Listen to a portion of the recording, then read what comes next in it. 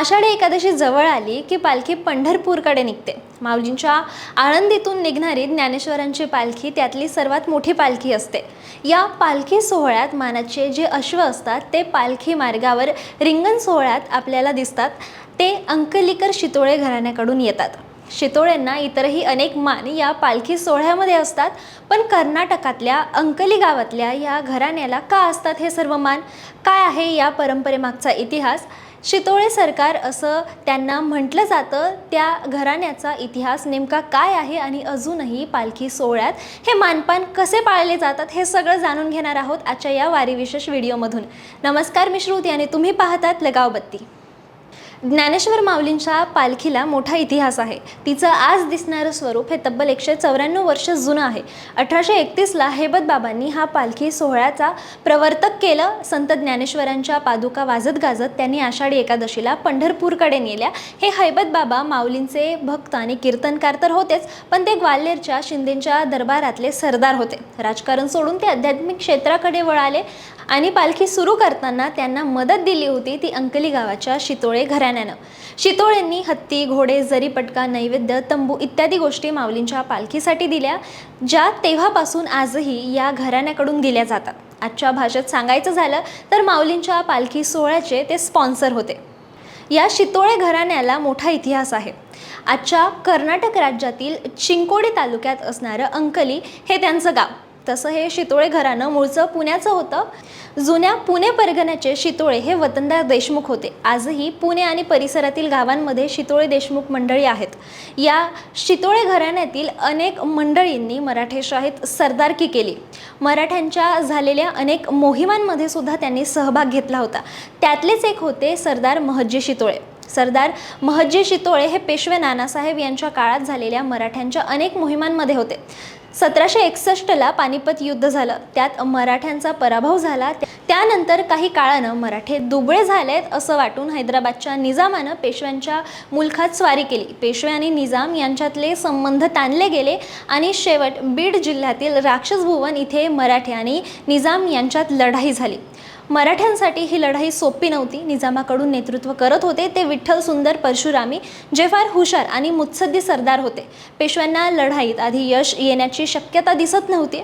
विठ्ठल सुंदर यांचा हत्ती नमवणं सोपं काम नव्हतं आणि कुणी पुढे यायला तयार नव्हतं, पण एका मराठा सरदारानं ही जबाबदारी आपल्या अंगावर घेतली आणि भाला घेऊन विठ्ठल सुंदर यांच्या तो गोटात शिरला। त्याने हत्ती नमवला आणि मराठी फौजांना यश मिळण्याची आशा दिसू लागली। विठ्ठल सुंदर मारले गेले आणि मराठ्यांनी ही लढाई जिंकली। राक्षसभुवनच्या या लढाईत पराक्रम गाजवणारे हे निधड्या छातीचे शूर सरदार होते सरदार महदजी शितोळे।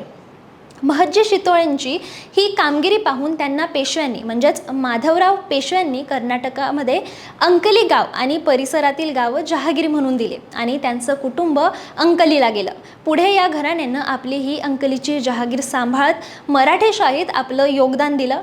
या घराण्यातील लोक नंतर ग्वाल्हेरच्या शिंदेंच्या पदरी सरदारकी करण्यासाठी गेले। ग्वाल्हेरचे शिंदे यांचे ते नातेवाईक बनले आणि शिंदेशाहीतच त्यांचा हैबत बाबांशी संबंध आला आणि त्यांनी हैबत बाबांच्या कल्पनेतून साकार झालेल्या भव्य दिव्य माऊलींच्या पालखी सोहळ्याला मदत केली। अंकलीकर शितोळेंनी या पालखी सोहळ्याला एक हत्ती, 2 घोडे, जरीपटका, पालखीला रोजचा नैवेद्य आणि पालखीच्या मुक्कामासाठी तंबू या गोष्टी दिल्या। विशेष म्हणजे यातले हत्ती सोडता इतर सगळ्या गोष्टी या अजूनही शितोळेंकडून पालखीला दिल्या जातात। यातले 2 अश्व हे माऊलींच्या पालखीचं आळंदीतून पंढरपूरला प्रस्थान होण्याच्या अगोदर अंकली गावातून साधारण 12 दिवस आधी आळंदीकडे निघतात। अंकली इथं शितोळेंचा मोठा वाडा आहे। तिथल्या देवीच्या मंदिरात भजन कीर्तन केलं जातं। दोन्ही अश्वांची पूजा होते, तसंच जरीपटका पूजला जातो। मग अश्वांची मिरवणूक काढली जाते आणि वेशीवर येऊन मग या अश्वांना मार्गस्थ होण्यासाठी निरोप दिला जातो। त्यांच्यासोबत ठराविक लोक जातात। एक प्रकारे ही एक पायी दिंडीच असते, जी आळंदीला सुमारे 300 किलोमीटर अंतर पार करून जाते। वाटेमध्ये त्यांचे 11 मुक्काम असतात। आळंदीला आल्यावर त्यांचं पूजन केलं जातं आणि पालखी प्रस्थानाच्या दिवशी हे अश्व पालखीसोबत पुढे असतात। हे जे 2 अश्व असतात त्यातला एक अश्व असतो माऊलींचा अश्व आणि दुसरा असतो जरीपटक्याचा अश्व। म्हणजे जेव्हा पालखी मार्गात होणाऱ्या रिंगणात हे अश्व भाग घेतात, त्यात माऊलींचा अश्व ज्याला म्हणतात तो अश्व पुढे असतो त्याच्यावर कोणीही बसलेलं नसतं, तर दुसऱ्या अश्वावर एक जरीपटका घेऊन सेवेकरी बसलेला असतो. त्याला जरीपटक्याचा अश्व म्हणतात. हा जरीपटका शितोळे सरकारकडून आणलेला असतो.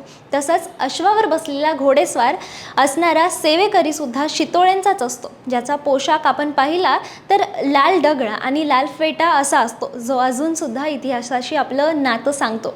माऊलींच्या पालखीत पंढरपूरपर्यंत ठिकठिकाणी एकूण 7 रिंगण सोहळे होतात. त्यांच्यापैकी 4 गोल रिंगण आणि 3 उभी रिंगणं असतात. यात हे अश्व आपल्याला दिसतात. तसंच माऊलींच्या पालखीला रोज पुरणपोळीचा नैवेद्य दाखवला जातो, जो आजसुद्धा शितोळे यांच्याकडूनच येतो. तसंच पालखी जिथं मुक्कामी असते तिथं तंबू शितोळे सरकारकडूनच देण्यात येतो. आजसुद्धा ही प्रथा सुरू आहे. म्हणजे 1832 पासून 2026 पर्यंत मोजले तर तब्बल 194 वर्ष अंकलीकर शितोळे कुटुंब आजही या सगळ्यात सहभाग घेतात. सध्याचे या राजघराण्याचे प्रमुख उर्जितसिंह राजे शितोळे आहेत. त्यांना हा मान असतो. उर्जितसिंह राजे हे कोल्हापूरचे खासदार शाहू महाराज छत्रपती यांचे सख्खे मावस भाऊ देखील आहेत. अंकलीच्या सर्व शितोळे कुटुंबियांनी अजूनही पालखीच्या या सेवेत कधीही खंड पडू दिला नाहीये, हे मात्र विशेष म्हणावं लागेल. तर असा होता शितोळे घराणं आणि माऊलींच्या पालखीचा संबंध. बाकी तुम्हाला ही माहिती कशी वाटली आम्हाला कमेंटमध्ये सांगा आणि अशाच इंटरेस्टिंग वारीच्या व्हिडिओसाठी लगाव बत्तीला नक्की सबस्क्राईब करा.